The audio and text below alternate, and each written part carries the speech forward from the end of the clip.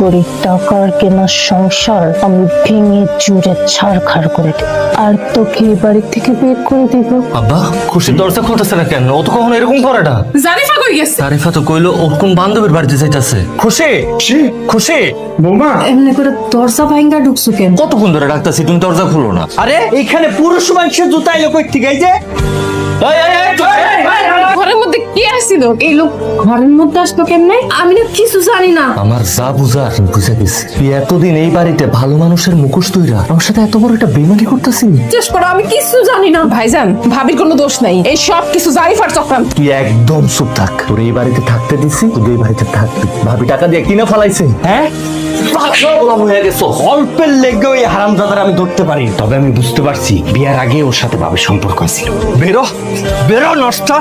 আপনার এই মায়ের সাথে আমি আর সংসার করুম না। আমাদের সংসারে আসার পর থেকে এই সংসারটা জ্বালায় পুরো শেষ করে দিচ্ছে। আমার মেয়ে তোমাদের সংসারটা একদিন বাঁচাইছিল, আজ তার হাত ধরে তুমি তার বাড়ি থেকে বার করে দিতেছ। পেটে বাচ্চা নিয়ে পরকিয়া করে ধরা পড়ছে। মুখ দেখাও তো বাপ। মুখে লাগাম দিয়ে কথা কও। সবাই মিলে আমার মেয়েটারে হাসাইতেছ। এখান থেকে যান, বাইরেন। মাসুদ ভাই প্লিজ, কুল কুল। মাসুদ ভাই, ভাবি এত ভালো একটা মেয়ে। ভাবি, আমি তোমার দুই হাতে ধরতেছি। ভাবি প্লিজ, আমার ভাইয়াটারে একা করে তুমি চলে যেও না। খুশি এই বাড়িতে এক মিনিটও থাকতে পারবো না। তুমি না ভাবিকে অনেক ভালোবাসো। ভাবি এই সংসারের জন্য কি না করেছি। জারিফা, এই সব চক্রান্ত শেষ কইরা এখন সবার সামনে ভালো সাজা নাটক করো না। তুমি তো আসলে একটা স্বার্থপর মাইয়া।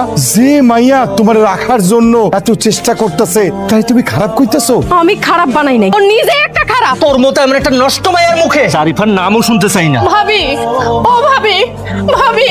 তোর বলছিলাম না তোর এই বাড়ি থেকে আমি বের করে আসলাম, কি মিললো আমার কথা? আমার মারে অপমান করছিলিস না, আমার গায়ে হাত তুলেছিলিস না, এইবার বুঝ, তোর থেকে আমি তোর সংসার কেড়ে নিলাম। তোর মতো ডাইনি আমার এই সংসার নষ্ট করতে পারবো না। আমি চাইতাছি ঠিকই, তবে মনে রাখি খুব অল্প সময়ের জন্য যেই দিন আমি এই বাড়িতে পা রাখবো, সেদিন তুই এক সেকেন্ড এই বাড়িতে টিকতে পারবি না।